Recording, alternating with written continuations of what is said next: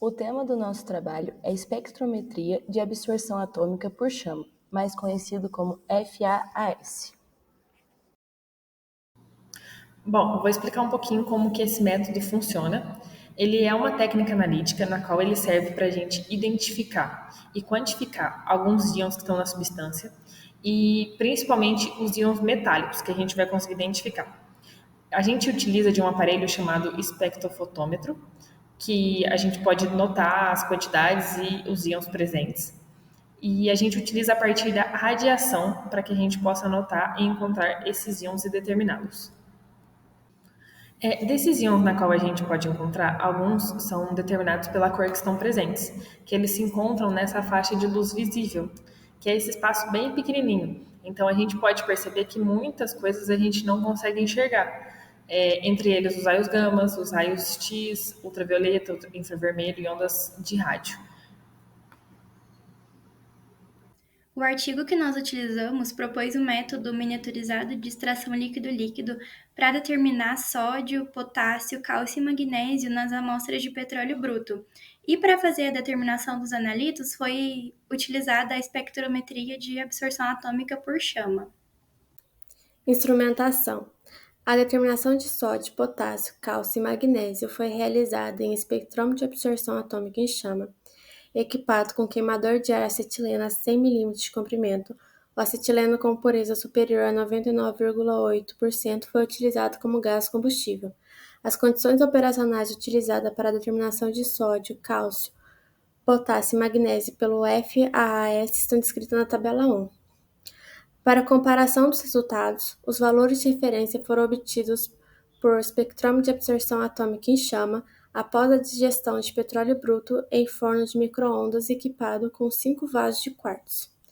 Este sistema é equipado com uma cavidade de micro-ondas feita de ácido inoxidável coberta por um recipiente de politetrafluoretileno.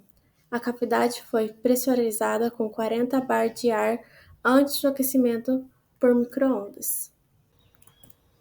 5 emulsões naturais de petróleo bruto, denominadas amostras A e E, foram utilizadas neste estudo.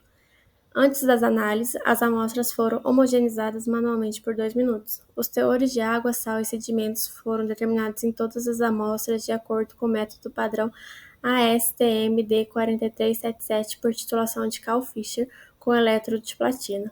O método padrão ASTM D6470 usando um titulador automático com elétrodo Ag+ seletivo de íons e método padrão ASTM D4807 com membrana de nylon com porosidade de 0,45 mm respectivamente. Tubos de polipropileno de 15 a 50 ml com fundo cônico e tampa de rosca foram utilizados nesse estudo. Micropipetas automáticas de 1 a 5.000 mililitros foram utilizadas para preparar e transferir as soluções. Para o método proposto, a fase aquosa foi transferida por tubos de polipropileno utilizando uma microseringa. Para a otimização do processo de extração líquido-líquido, foi recolhida então uma amostra de petróleo e colocada dentro de um tubo de polipropileno. Sendo assim, foi recolhido cerca de 15 ml dessa amostra, a qual foi colocada em banho-maria por 10 minutos a cerca de 80 graus.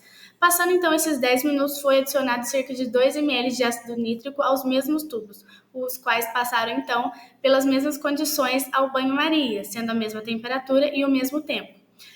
Por fim do tempo, então, eles foram retirados e agitados manualmente e também, posteriormente, colocados em uma centrífuga para que pudesse ter uma melhor extração do analito e, assim, uma melhor separação da fase aquosa e a fase orgânica. Sendo assim, a fase aquosa ela foi recolhida e transferida para um balão volumétrico, na qual foi diluída com até 10 ml de ácido nítrico. Em seguida, nós temos, então, que a determinação do sódio, potássio, magnésio e cálcio, ela será realizada por meio do FAM. Temos então que cerca de 0,5 gramas da amostra foram pesadas diretamente dentro dos recipientes de quartzo e adicionado cerca de 6 ml de ácido nítrico concentrado. Em seguida, esses vasos de quartzo eles foram pesados e posicionados no rotor com 5 posições e o mesmo foi inserido na câmara de reação única.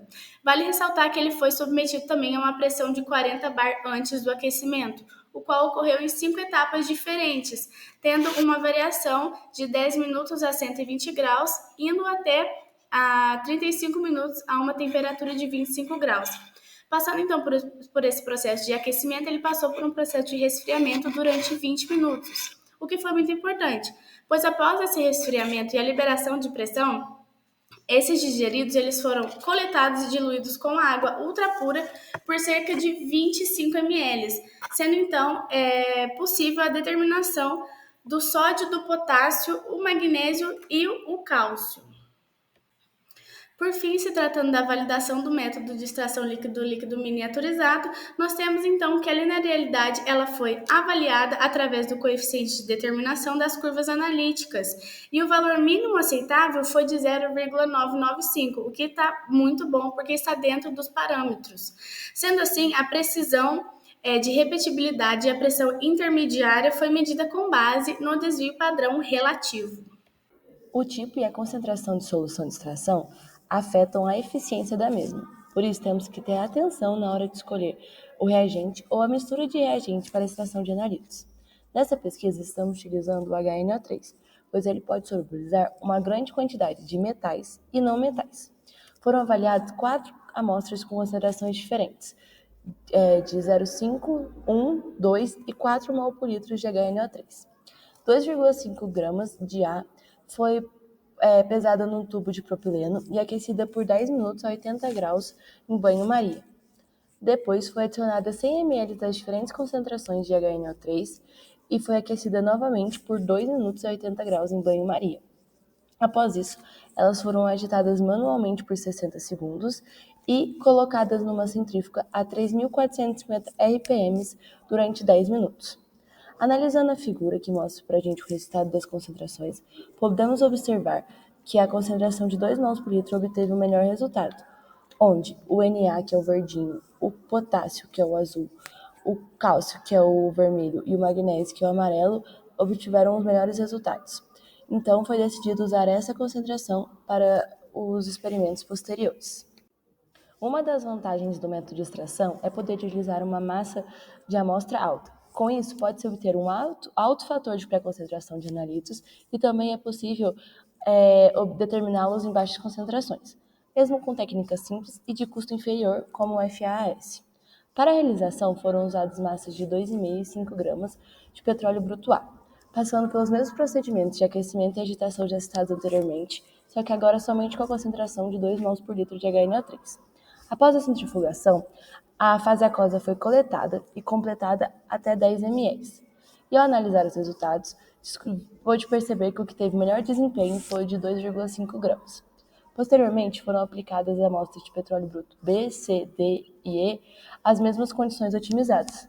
Porém, uma emulsão de petróleo bruto e água permaneceu estável após a centrifugação.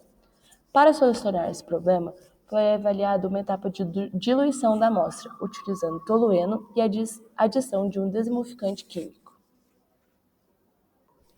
Para se diminuir a viscosidade, foi adicionado 500 ml de tolueno à amostra B, C, D e E, mas a emulsão permaneceu estável. Então, decidiu adicionar um desemulsificante para destabilizar o filme interfacial estabelecido entre a água e o óleo e separar as fases. Esse experimento foi realizado utilizando 2,5 e 5 gramas de petróleo bruto e foi realizado os mesmos procedimentos de aquecimento e agitação e separação citados anteriormente, só que se obteve a separação completa em todas as amostras de 2,5 gramas. Bom, nesse primeiro gráfico, temos um gráfico de concordância por temperatura, e a gente analisou 4 temperaturas.